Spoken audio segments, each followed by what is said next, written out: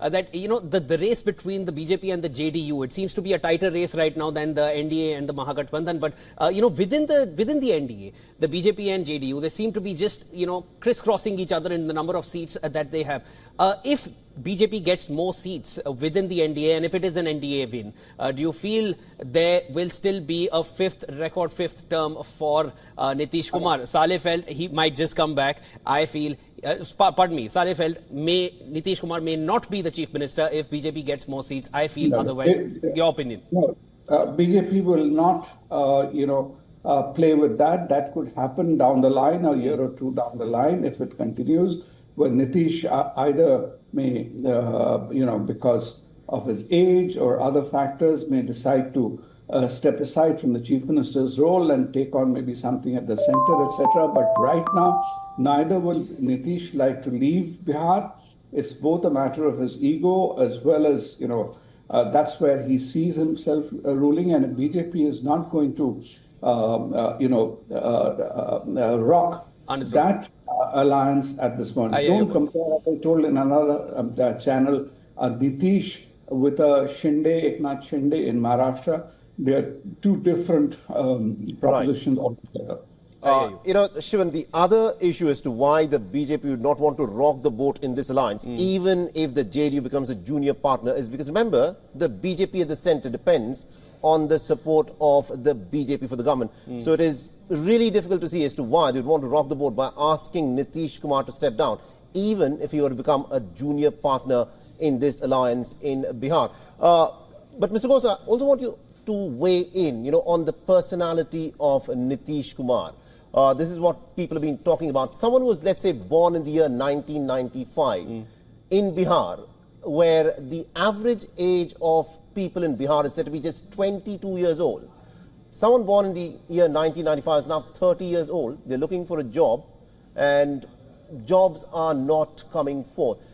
Despite of the many challenges that Nitish Kumar seems to have in his state, despite the fact that Bihar seems to have such a low income, per capita income as a state, why do you think people in Bihar are not looking beyond Nitish Kumar?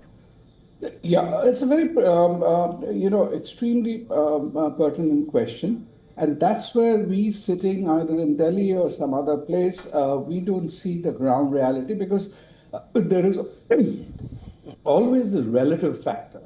While we may think that Bihar hasn't progressed, but for what is worth, in Nitish's 4 terms, any progress Bihar has seen in the last probably 40 years has been during these 4 terms.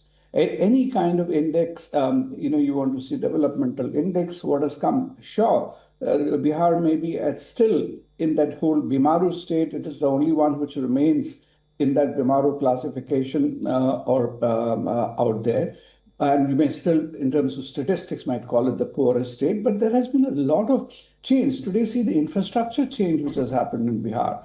Power, roads connectivity, even water and other village things. So there is, when it's a glass half full and empty, here you may even say the glass is 3/4 empty. There is quarter full. And but they still see it quarter full. And the biggest point, 2 factors, is when Nitish comes in. One is whatever Nitish has done so far, whether, as I said, these macro development schemes, this doesn't go and benefit one particular caste or one particular section of society. And secondly, Nitish is seen to be able to get the support from the center despite not being, an active ally of the center. So all the central investments which have come in, whether it's for roads and is still coming in, getting Bihar, the rail corridor, making it, giving it the hubs, industrial hubs. They're talking about today. Mr. Ghosh, it's interesting that you mentioned all of these things. The fact that Bihar is able to get so much of assistance from the center, and also have some people perhaps look at the glass being as half full and therefore they're content. But the fact is, Bihar also has got a very large population, 6+ million people, according to the Bihar government figures itself, who migrate out of the state in search of employment. These are people probably under the age of 30, 35. And when you look at their condition, this is the aspirational class, this is the upwardly mobile class. These are people looking for a better life outside of Bihar because they're not able to get it in the state. Why do you think, despite that, the people in Bihar have still persisted with Nitish Kumar? This is the enigma of Indian politics. What explains this? See, Saleh, this is something which I think we, make too much out of. This migration for, earning outside at different levels, different form, it is there across not only states but across countries.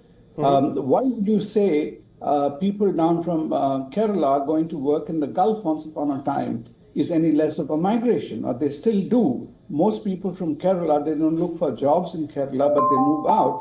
But they yet vote for the CPM government or the local government, even a Congress party over there, or UDF is considered to be a more local coalition.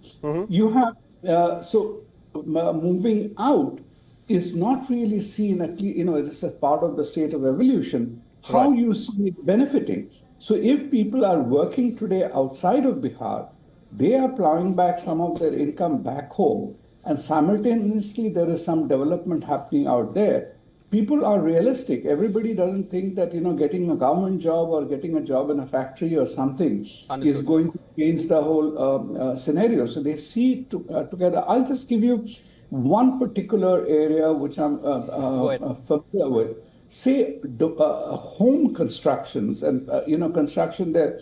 Bihar's consumption of construction material like cement, steel and all have quadrupled in these 4 years.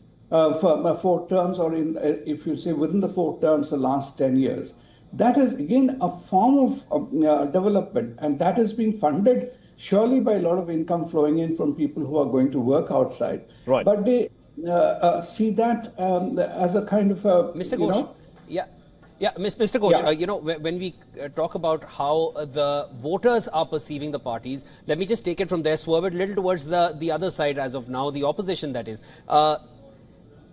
Why could they not decide on a cohesive seat sharing formula till the end? They are having friendly fights in 12 locations, in 12 constituencies. What is a friendly fight in an election? Does that reflect, or would that have had a bearing on the voters seeing some kind of an disagreement on a number of issues which they were not able to agree upon, or even their chief ministerial phase, which was not decided till the very last? And that even takes away from the amount of time that the candidates would need to actually have a proper campaign.